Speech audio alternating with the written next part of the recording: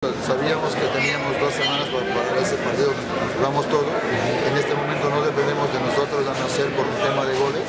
Vamos a ver qué pasa el viernes para saber si podemos ya entrar en la cancha dependiendo nada más de nosotros.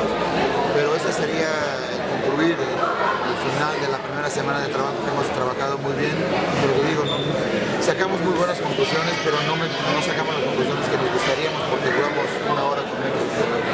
Hemos tenido la oportunidad de estar por delante, ya pensábamos que así quedamos, pero una vez más con un error defensivo se dio el resultado final, que una vez más también ganamos el partido. Mira, pienso que al final es difícil porque ellos muy pronto también se quedan con 10 hombres y después creo que nos pudimos sacar ventaja de ese hombre tanto en la primera parte como en la segunda y al final, bueno, ahí logramos empatar.